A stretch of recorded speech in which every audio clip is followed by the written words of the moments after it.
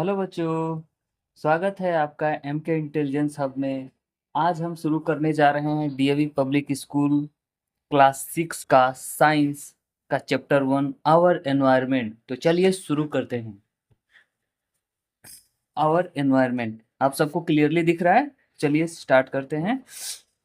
We see a variety of plants and animals around us. They may be similar or different depending upon the geographical and climatic condition. हम बहुत सारे plant और animal देखते हैं, वो similar या different होते हैं जियोग्राफिक और क्लाइमेटिक कंडीशन। यानी जैसे मान लीजिए कि कहीं पहाड़ी एरिया है तो वहाँ पे उस टाइप के प्लांट और एनिमल दिखाई देंगे पहाड़ी, जैसे कि याक हो गया या बड़े बड़े बालों वाला गोट होता है। और बफेलो होती हैं।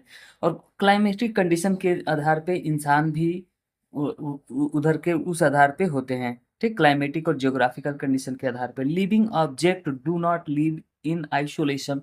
जो लिविंग ऑब्जेक्ट होते हैं वो कभी भी आइसोलेशन मतलब एकांत में नहीं रहते हैं, उनके साथ जरूर कुछ ना कुछ आसपास रहता है। They interact with one another and also with the non living surrounding which in which they live. वो अपने सराउंडिंग से भी इंटरेक्ट करते हैं।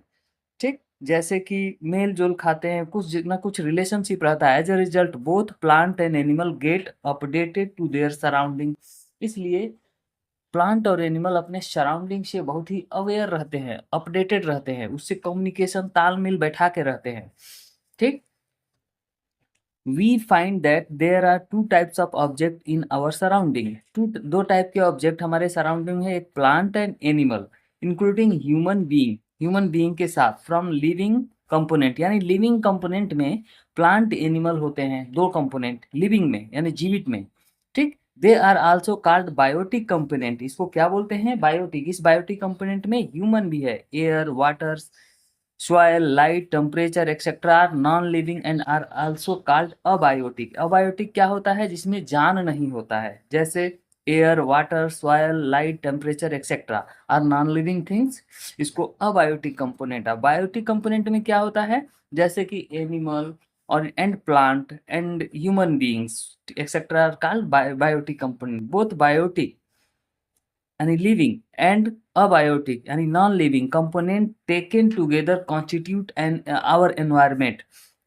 दोनों को मिला के बायोटिक कंपोनेंट और अबायोटिक दोनों को मिला के क्या बनता है?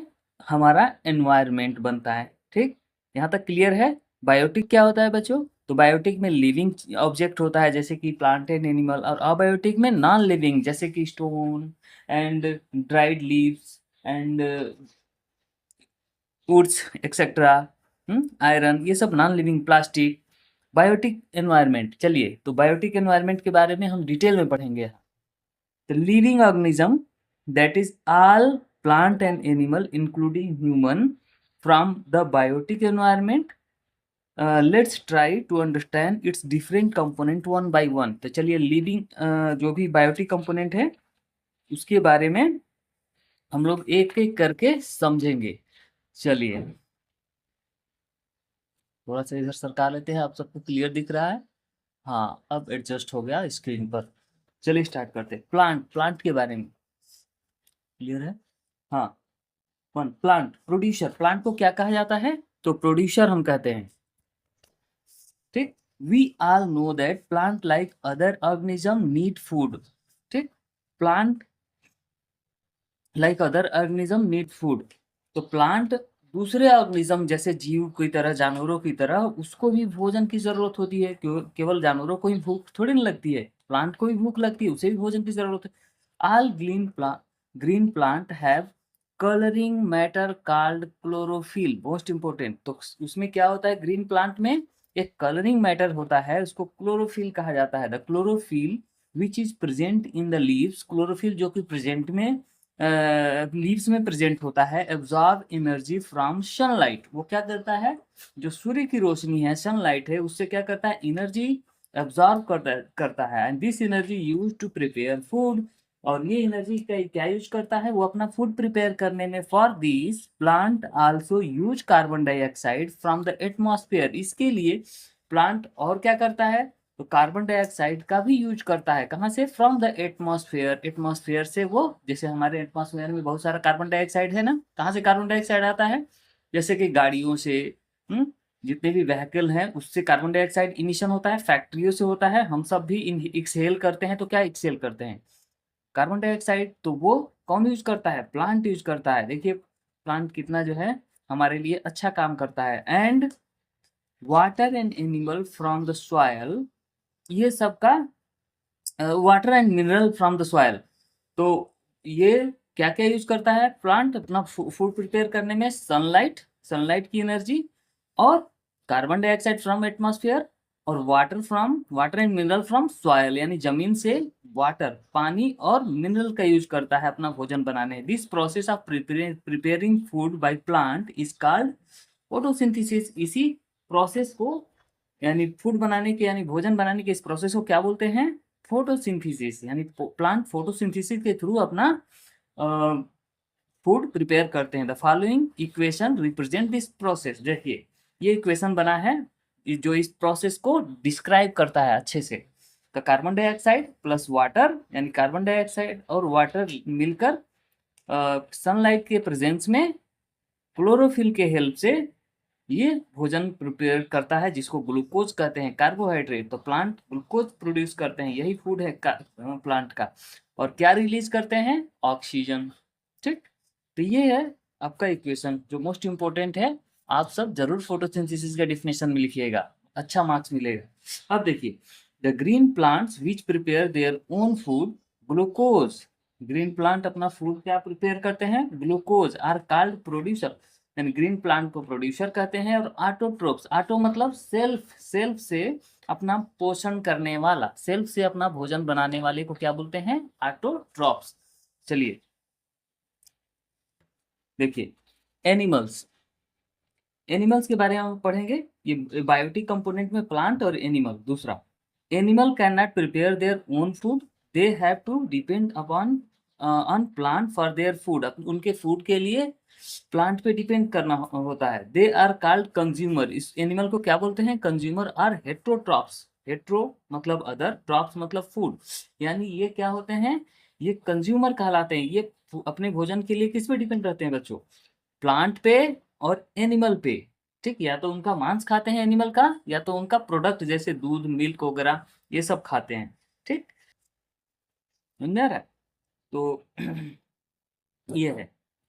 देखिए बच्चों, काऊ क्या खाती है? काऊ जो है ये ये ग्रास खाती है, ये भी कंज्यूमर ही है, जो कि किस पे निर्भर है? प्लांट पे निर्भर है। बॉय क्या खा रहा है? ये भी फ्रूट्स वगैरह खा रहा है। तो ये भी प्लांट पे ही डिपेंड है। ठीक, तो इसको कंज्यूमर कहते हैं। ठीक, लेकिन ये सब क्या है? ये पिक्चर में दिख रहा है, ये प्रोड्यूसर कहलाते हैं। ठीक बच्चों, देखिए कॉर्न है, ये अपना भोजन खुद से बनाते हैं। ठीक ना, किसी का बनाया हुआ भोजन नहीं खाते हैं। ठीक, चलिए बच्चों, all living feed on green plant. सभी लिविंग सब all all animal feed on green plant. सभी एनिमल जो है हरे पौधे पर फीड करते हैं, यानी उससे भोजन प्राप्त करते हैं। आइदर डायरेक्टली और इनडायरेक्टली, या तो डायरेक्टली रूप से खा लेते हैं या तो indirectly. Animals like cattle and goat.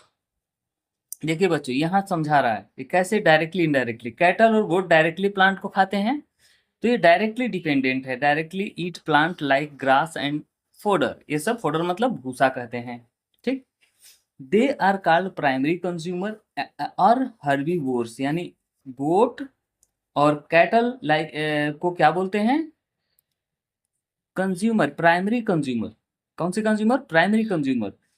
Herbivores या तो हर्बीवोर्स कहलाते हैं। हर्बीवोर्स मतलब जो केवल प्लांट खाद से अपना भोजन लेते हैं। Animal like tiger and lion feed on these herbivores. अब टाइगर और लायन क्या करते हैं? इन हर्बीवोर्स को खा जाते हैं, यानी गोट को और कैटल को, यानी डियर को, ये सब इसको खा जाते हैं। कैटल मतलब चार पाए वाला जानवर, तो उसको खाते हैं।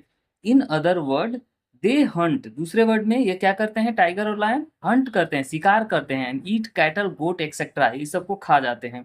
Such consumer which feed on plant indirectly. ऐसे कंज्यूमर जो कि प्लांट पे इनडायरेक्टली डिपेंड हैं आर कॉल्ड सेकेंडरी कंज्यूमर। इसी को बोलते हैं secondary consumer. Are carnivores, meat खाने वाले। ओके, क्योंकि प्लांट पे इनडायरेक्टली डिपेंड है। जैसे कि प्लांट को कौन खाता है? डियर खाता है। और डियर को कौन खा जाता है? तो डियर को ये सेकेंडरी कंज्यूमर वाले जानवर यानी एनिमल खा जाते हैं। There are some animal which feed on both producer as well as primary consumer, यानी कुछ एनिमल और भी हैं जो कि प्राइमरी कंज्यूमर और सेकेंडरी कंज्यूमर दोनों पे डिपेंड करते हैं। ठीक, उनको क्या बोला जाता है? They are called omnivorous. उनको जैसे कि भालू क्या करता है? प्लांट भी खाता है और एनिमल भी खाता है। ओके,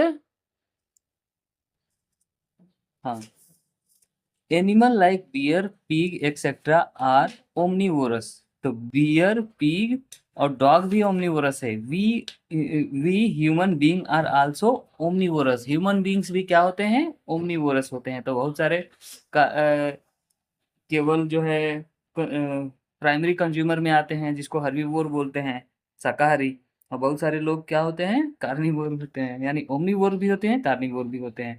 चलिए स्टार्ट करते हैं। बियर क्या है? Primary consumer. टाइगर क्या है? Secondary consumer. और ये बियर क्या है? बियर है ओमनिवोरस। ठीक, यानी प्राइमरी और सेकेंडरी दोनों कहलाता है ये बियर। चलिए स्टार्ट करते हैं। Microorganism. अब हमारा बायोटिक कंपोनेंट में तीसरा एलिमेंट क्या है? Micro organism, decomposer. In addition to, decomposer मतलब सड़ाने गलाने वाले कीड़े या छोटे micro organism. In addition to producer and consumer, there are some organisms which derive their food from dead and decaying plant and animal। तो कुछ कुछ प्लांट, अरे कुछ एनिमल, कुछ ऑर्गेनिज्म मतलब जीव, कुछ ऑर्गेनिज्म जो है किससे अपना भोजन प्राप्त करते हैं? डीके और डेड मतलब सड़ा मरा हुआ, डीके मतलब सड़ा हुआ। इससे सड़ा हुआ चीजों से अपना भोजन प्राप्त करते हैं। उनको क्या बोलते हैं? डीकम्पोजर या माइक्रो ऑर्गेनिज्म होते हैं। They are called decomposers. Decomposer break down the dead and decaying plant and animal into minerals. तो डीकम्पोजर क्या करते हैं? डेड और डिकेइंग प्लांट को किसमें चेंज कर देते हैं? मिनरल में। This mineral get mix up with soil. ये मिनरल किससे मिक्सअप हो जाता है बाद में? मिट्टी से। And are then again used by the plant. और फिर से ये जब मिट्टी में चले जाते हैं तो इस मिनरल को कौन यूज करता है? Plant. This process is called recycling of minerals. इसी को बोलते हैं रिसाइकलिंग ऑफ मिनरल। ठीक, तो मिनरल फिर से मिट्टी में मिल गया क्योंकि ये जो माइक्रो ऑर्गेनिज्म है वो सड़ा गला कर फिर से मिट्टी में मिला दिए। Fungi and bacteria are the organism that help in decomposition. Fungi और बैक्टीरिया क्या करते हैं? जो डीकम्पोजिशन में हेल्प करते हैं। ठीक, यानी फंगी और बैक्टीरिया जैसे मान लीजिए रोटी या कोई फूड है, उसको खराब करते हैं, सड़ाते गलाते हैं, उसमें वो भी हेल्प करते हैं। These are so small that they can not be seen with the naked eye. ये इतने छोटे होते हैं कि ये नंगी आंखों से देखे नहीं जा सकते हैं। They are called micro organism. इन सबको क्या बोला जाता है? Micro organism. Animal and bird like jackal, crows, vulture and kites consume dead bodies of animals. ये सब एनिमल के डेड बॉडीज को खाते हैं। जैसे जैकाल सियार को देखे होंगे, काउ क्रोज काउ नहीं सॉरी क्रोज कौवे, एंड वल्चर गिद्ध, एंड काइट्स चील, ये सब क्या करते हैं? डेड बॉडीज को खाते हैं। This process help in keeping environment clean. ये प्रोसेस क्या करता है? हेल्प करता है एनवायरमेंट को क्लीन करने में हेल्प करता है। They are called scavengers. इसको स्कैवेंजर्स कहते हैं। Do you know? हाँ तो बच्चों, स्कैवेंजर समझ लेना। स्कैवेंजर कौन होते हैं? जो सड़े गले मांस को यानी मरे हुए जानवरों को खाते हैं, उसको स्कैवेंजर बोलते हैं। जैसे jackal, crow, vulture and kites. Do you know, if dead organism are not decomposer their decomposed, their number will go on increasing and there will be no space left for the living organism। देखिए कह रहा है कि if dead organism are not decompose, यदि जो मरे हुए organism हैं, जीव हैं, यदि उसको डिकम्पोज न किया जाए तो उसका नंबर बढ़ सकता है। और पूरा हर जगह, जैसे मान लीजिए कहीं जानवर मरा रहता है तो कितना दुर्गंध देता है, रहने के लिए जगह नहीं बचेगा अगर सब ऐसे डिकम्पोजर सड़ाएंगे नहीं, वैसे ही रहेगा तो हर जगह मरे हुए रहेंगे वैसे ही, देख के आदमी डर जाएगा। Some bacteria present in the air, कुछ बैक्टीरिया एयर में प्रेजेंट होते हैं। Water and soil can cause various disease, इससे बहुत सारे डिजीज होते हैं, बीमारियां। ठीक, चलिए एडजस्ट हो गया। तो ये पढ़ाते हैं directly. We observe that paper and clothes are biodegradable material. Paper और क्लॉथ्स क्या होते हैं? बायोडिग्रेडेबल मटेरियल होते हैं। ठीक, बायोडिग्रेडेबल मतलब जो आसानी से सड़ गल सकता है। बायो मतलब लिविंग, ऑर्गेनिज्म, डिग्रेडेबल मतलब डिकम्पोजेबल। ठीक, मतलब डिकम्पोज हो सकता है, तो मिट्टी में सड़ के मिल सकता है, मिक्स हो सकता है, उसको बोलते हैं decomposable. There are material which can be broken down into simpler substance by microorganism। ठीक, तो ये these material are, ये मटेरियल क्या है? माइक्रो ऑर्गेनिज्म के द्वारा सिंपलर सब्सटेंस में ब्रोकन डाउन किया जा सकता है, तोड़ा जा सकता है, जिसको माइक्रो ऑर्गेनिज्म इसको तोड़ सकती हैं सिंपलर सब्सटेंस में। लेकिन plastic is non biodegradable. Plastic को माइक्रो ऑर्गेनिज्म कभी सिंपलर सब्सटेंस में चेंज कर सकता है? नहीं कर सकता है इस, ठीक, क्योंकि ये प्लास्टिक है, नॉन बायोडिग्रेडेबल है, that is can not be broken down into simpler substance by any micro organism. Plastic and other such material affect the environment adversely. Plastic और अदर सच मटेरियल एनवायरनमेंट को क्या करते हैं? Adversely affect करते हैं, यानी बहुत ही उस पर बुरा प्रभाव डालते हैं। Their accumulation in the sewage system leads to blocking of drain. ठीक, यानी एक्युमुलेशन में इकट्ठा होना, जो सीवेज सिस्टम में अगर प्लास्टिक इकट्ठा हो जाए तो क्या होता है? ड्रेन को ब्लॉक कर देता है इन आवर सिटीज।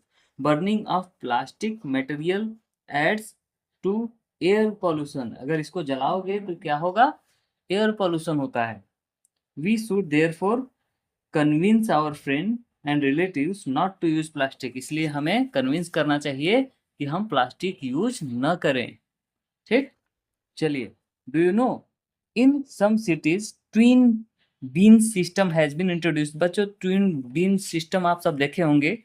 एक होता है blue dustbin and green dustbin. ठीक, और plastic in the localities placed in localities. हाँ, लोकेलिटीज में यानी आसपास के लोकल एरियाज में ये ब्लू डस्टबिन और ग्रीन डस्टबिन जो है रखे जाते हैं। तो ब्लू जो है क्या होता है? नॉन बायोडिग्रेडेबल वेस्ट उसमें इकट्ठा होता है, जैसे कि प्लास्टिक, एल्युमिनियम फॉयल और glass, batteries etcetera disposed of होता है। और ग्रीन क्या होता है? बायोडिग्रेडेबल वेस्ट को इकट्ठा करता है, जैसे vegetable waste, paper, clothes and cardboard etcetera, उसमें होता है ग्रीन वाले में। It is important for us to segregate biodegradable and non-biodegradable waste and dispose them in an environment। ये जरूरी होता है environment friendly way। तो ये जरूरी होता है कि हम जो है, जो भी वेस्ट होता है उसको डिसेग्रीगेट करके डिस्पोज करें। ओके, सेग्रीगेट मतलब अलग अलग करके, मतलब बायोडिग्रेडेबल अलग और नॉन बायोडिग्रेडेबल अलग अलग करके अलग अलग जो है बीन में डालें। The kitchen waste can be put in a pit dug in garden which is then covered with soil and dry leaves. जो किचन वेस्ट होता है उसको कहाँ रखें? हम गार्डन में जाएं और उसको पिट में, यानी जो भी गड्ढा होता है उसमें क्या करें? उसमें कवर कर दें with soil and dry leaves. This waste in pit is acted upon by microorganism. ठीक, ये इस वेस्ट पे माइक्रो ऑर्गेनिज्म एक्ट करेगा and gets converted into useful compost. इसको यूजफुल कंपोस्ट में कन्वर्ट कर देता है। This compost can be used for growing healthy plant in fields and gardens. ये कंपोस्ट क्या करेगा? प्लांट को हेल्दी रखेगा, क्योंकि कंपोस्ट से ही प्लांट अच्छा से ग्रो करता है और हेल्दी ग्रो होता है, कि वही उससे उसको मिनरल मिलेगा। कंपोस्ट में मिनरल होता है। In order to hasten the process of compost making, a variety of earthworm called redworm can be mix with the kitchen waste. अगर जल्दी से हमें कंपोस्ट बनाना है तो एक वॉर्म होता है, अर्थवॉर्म होता है, जिसको रेडवॉर्म कहा जाता है, उस किचन वेस्ट के साथ मिक्स कर दो, क्योंकि जल्दी से रेडवॉर्म क्या करेगा? वो और ज़्यादा उसको जल्दी डिकम्पोज करेगा उस किचन वेस्ट को, और जल्दी से कंपोस्ट बना देगा। They convert it into compost very fast। The process of forming compost with the help of various worms, usually red worm, white worm and other earthworm is known as vermicomposting। ठीक, इसी process को जो कि earthworm या red warm या white warm के help से compost बनाने के प्रोसेस को क्या बोला जाता है?